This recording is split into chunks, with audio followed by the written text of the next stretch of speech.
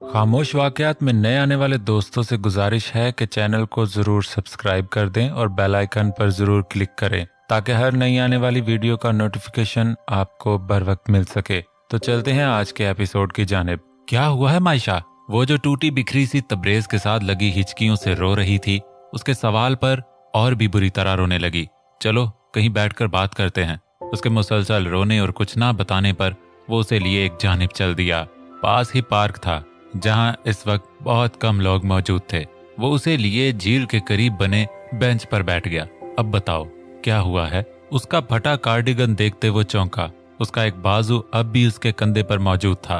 उसके चेहरे से हाथ हटाते ही उसे जा बजा खराशें और आंख के करीब सूजन नजर आई। किसने किया है ये? वो हैरत की ज्यादती से उसका चेहरा थामे देख रहा था। क्या लड़की का दुनिया में आने का एक ही मकसद है? आंसुओं से भरी आंखें उसकी जानिब उठाए कपकपाते लबों से वो सवाल कर रही थी, कौन सा मकसद? उसका आंसुओं से तर चेहरा हाथ से नरमी से साफ करते हुए पूछा कि वो मर्द के नफ्स की भूख मिटाए। उसके तल्ख जवाब पर वो ठटक गया। एक मेरा शौहर है जिसको सिर्फ मेरे वजूद से गर्ज है। उसे ये नहीं मालूम कि मैं सारा दिन भूखी रहती हूँ कि नहीं। उसे इस बात से भी मतलब नहीं कि मैं अपना खर्चा कैसे पूरा कर रही हूँ। उसे मेरी तकलीफ, मेरे दर्द और हत्ता के मेरे होने ना होने से कोई गर्ज नहीं। हाँ, उसे बस इतना याद आता है, मुझे देख करके उसे मुझसे अपनी हवसज़दा भूख मिटानी है। तब वो मेरी जानिब मुतवज्जे होता है। वहां से बच के भागी तो मेरे नाम नेहाद स्टेप फादर ने भी मुझे सिर्फ औरत समझा, जिससे वो तब अपने नफसियाती बेटे की जान छुड़ाने पर तैयार है जब मैं उसके साथ। अगली बात उससे कही ना गई। बुरी तरह टूट कर रोई। तबरेज लब भींच कर रह गया। किस कतर घटिया मर्द हैं। जवाद कहाँ है? उसके सवाल पर रोते रोते उसने नफी में सर हिलाया।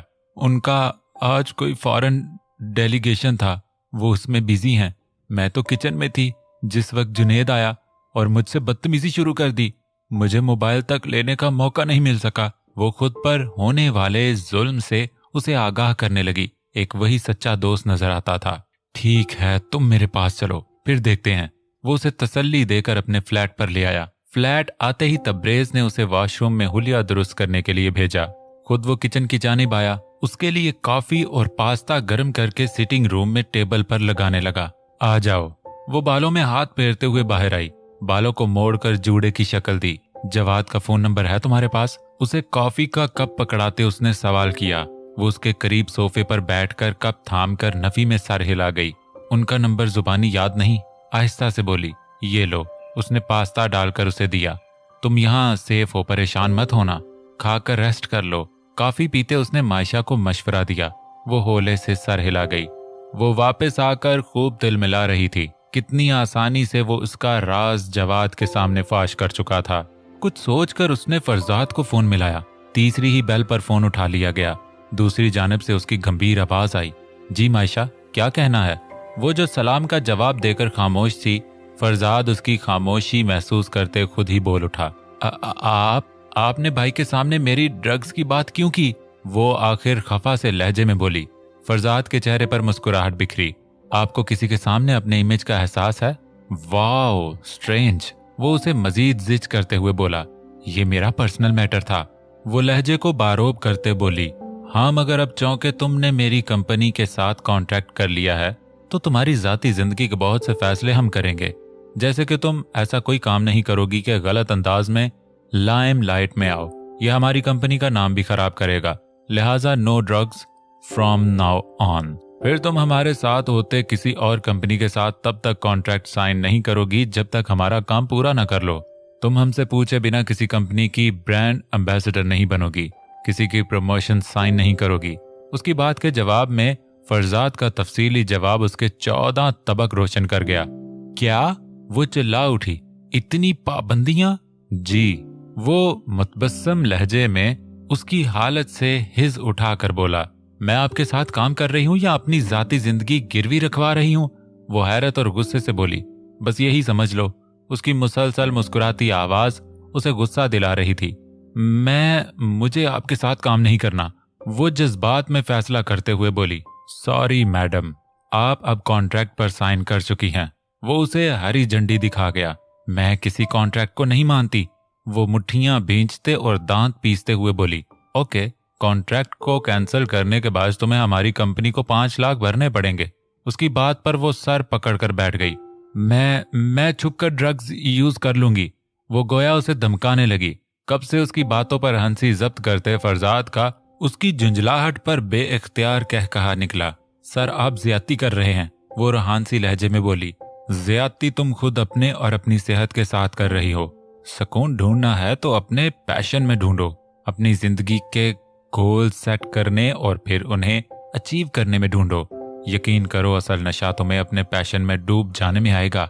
एंड आई बेट एक बार तुम्हें कामयाबी का नशा लग गया तो बाकी सारे नशे भूल जाओगी। बस एक बार ये सोचो कि ये वक्त वापस नहीं आएगा। आज गंवा दिया तो फिर किस्मत ये मौका दे या ना दे, और किस्मत हर बार मेहरबान नहीं होती, खास तौर से उन पर तो कभी बार बार मेहरबान नहीं होती जो जिंदगी को रायगा करने की ठान लें। अब फैसला तुम्हारा है। बेमकसद जिंदगी गुजार कर तुम्हारी जिंदगी में तकलीफें लाने वालों को खुश करना है, या कामयाबी का हाथ थामकर उन्हें नीचा दिखाकर सुकून हासिल करना है। वो खामोशी से गोया उसका एक एक लफ्ज हिफ्ज कर रही थी। अच्छी तरह सोच लो। Best of luck. उसकी मुसलसल खामोशी महसूस करके वो जान गया कि इस पत्थर पर कतरा कतरा सुराख करने की जरूरत है। तुम्हारे ख्याल में ये तुम्हें सुकून मुहैया करने का बेहतरीन जरिया है? रात में वो उसके रूम में बैठा इधर उधर की बातें करते यकदम अपने असल मकसद की जानिब आया। तो क्या करूं? जब हिस्टेरिया के दौरे पड़े हैं तब यही मुझे कुछ पल के लिए इस दुनिया से आजाद कर देती हैं। वो सर झुकाए अपने जुर्म का एतराफ कर रही थी। तुमने मुझे बहुत मायूस किया है माइश। जवाद ने तासुफ से उसे देखा। मैंने हमेशा ही आपको मायूस किया है, वो आजर्दगी से बोली। इन सब बातों को अब छोड़ दो। माजी में रहोगी तो जिंदगी तबाह कर लोगी। वो उसके हाथ थाम कर उसे समझाने लगा। तबाह तो हो चुकी है। वो इस्तेहज़ाइया मुस्कुराई। नहीं, अभी बहुत लंबी जिंदगी पड़ी है जो तुम्हें खूबसूरत बनानी है, कामयाबियां समेटनी हैं। तुम्हें सिंगिंग में बहुत नाम कमाना है अब। वो उसे उम्मीद दिला रहा था, नए रास्ते दिखा रहा था। क्या मैं अच्छी सिंगर बन जाऊंगी? वो नजर उठाकर बेयकीनी से बोली। तुम बहुत अच्छी सिंगर हो। अब तुम्हें दुनिया को बताना है कि तुम में कितना टैलेंट है, और इन सबको भी जिन्होंने तुम्हें टिश्यू पेपर की तरह इस्तेमाल करने की कोशिश की, उन्हें भी ये दिखाओ कि वो अपने मकसद में कामयाब नहीं हुए। तुम इस सब से गुजर कर भी इतनी मजबूत हो कि इस दुनिया का मुकाबला कर सकती हो। मेरी माइश कमजोर नहीं है। वो मुस्कुराते उसकी आंखों से निकलने वाले मोतियों को मोहब्बत से अपनी पोरों पर चुन रहा था। मायशा यकदम उठकर उसके गले लगी। थैंक यू, आपने मुझे माफ कर दिया। वो उसकी मशकूर हुई। मैंने तुम्हें अभी माफ नहीं किया। उसकी बात पर वो मौत जब होती झटके से पीछे हुई। मैं तुम्हें तब माफ करूंगा जब मुझे एक मजबूत माइश तुम में नजर आएगी। अभी तुम कश्मकश में हो, कामयाबी और नाकामी की। मैं तब तुम्हें माफ करूंगा जब तुम में एक कामयाब लड़की नजर आएगी जो इन झूठे सहारों में सुकून तलाश नहीं करेगी, बल्कि अपनी कामयाबियों को अपने सुकून का जरिया बनाएगी। उसकी बात पर उसका रुका सांस बहाल हुआ। Good girl. उसके हौले से मुस्कुराने पर वो भी मुस्कुराया। कुछ रिश्ते खूनी रिश्ते होने के मोहताज नहीं होते, और हर मर्द को औरत में सिर्फ एक ही गर्ज नजर आती। कुछ मर्द जवाद जैसे भी होते हैं, इंसानियत का एहतराम करने वाले, औरत और मर्द की तखसीस से बालातर। कुछ देर पहले ही उसकी आंख लगी थी। सोने से पहले भी वो शदीद खौफजदा थी। ऐसा महसूस हो रहा था जैसे जुनेद या मुनीर यहाँ भी आ जाएंगे। लाइट उसने बंद नहीं की थी। ये कमरा एक्स्ट्रा था। वो कंफर्टर लिए बड़ी मुश्किल से सोई थी। कितनी ही देर वो जागती रही। आंखें बंद करती तो वही मंजर नजर आते। घबरा कर फिर आंखें खोल देती। तबरेज बाहर ही मौजूद था। उसके चलने फिरने से उसे तसल्ली थी कि वो उसके पास सेफ है। गहरी नींद में खलत तब पड़ा जब बाहर से उसे बातों की आवाज आई। कुछ देर आंखें खोलकर वो गायब दिमागी से वैसे ही पड़ी रही। फिर रफ्ता रफ्ता माहौल के साथ मानूस होते उसने बाहर की आवाजों पर ध्यान लगाया। एक आवाज तो तबरेज की थी और दूसरी आवाज किसी और मर्द की थी। दोनों आहिस्ता बोल रहे थे, लेकिन फ्लैट चौके बहुत बड़ा नहीं था, इसीलिए उसे बातों की तो समझ नहीं आ रही थी, मगर आवाजें आ रही थीं। थोड़ा ध्यान देने पर जो दूसरी आवाज उसे सुनाई दी, वो इस आवाज का गुमान भी नहीं करना चाहती थी। यकदम तेजी से कंफर्टर उतार कर वो उठ बैठी। खौफजदा नजरों से दरवाजे की जानिब देखा। थोड़ी देर खुद को जुटलाती रही कि शायद ये मुसलसल उसके खौफ की वजह से है कि उसे हर आवाज पर एक ही गुमान हो रहा है।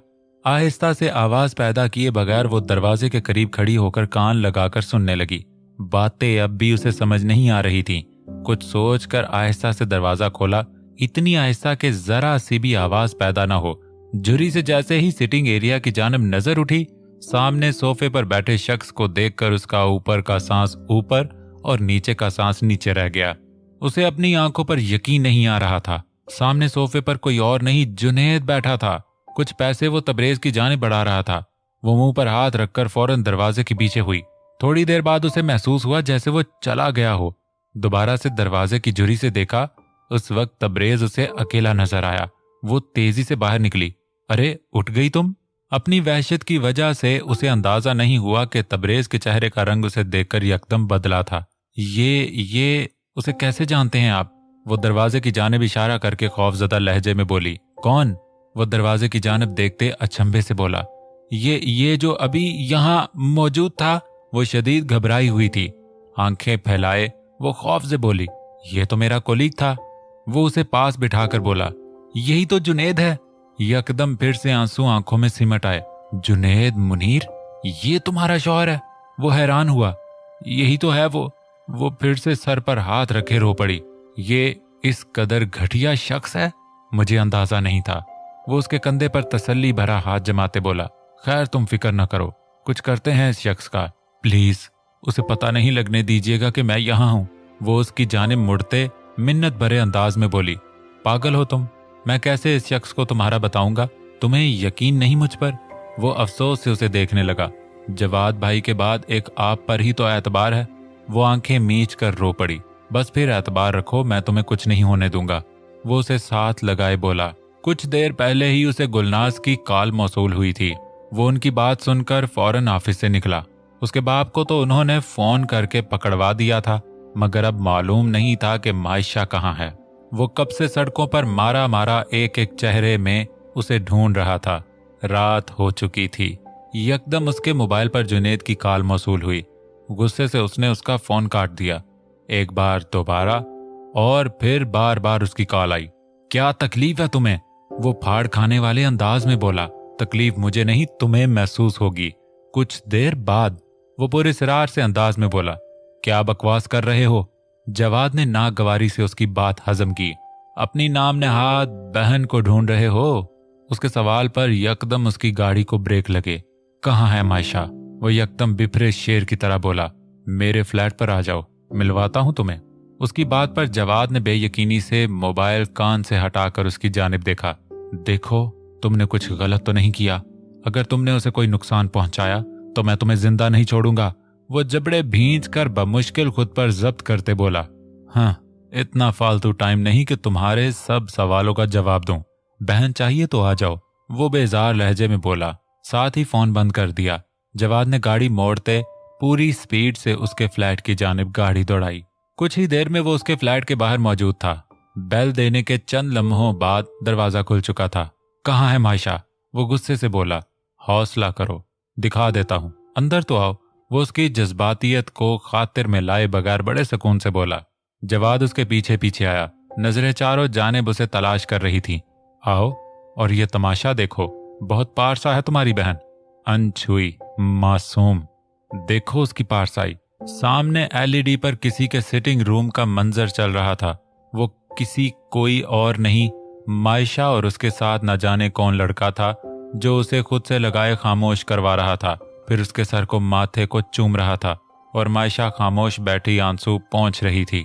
जवाद हैरत की ज्यादती से ये दिल दुखाने वाला मंजर देख रहा था। कौन है ये मायशा के साथ? कहाँ है वो?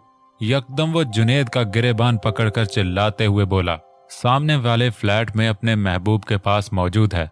यकीन ना आए तो जाकर देखो अपनी उन आंखों से। अपना गिरेबान उसके हाथों से छुड़ाकर दांत पीस कर बोला,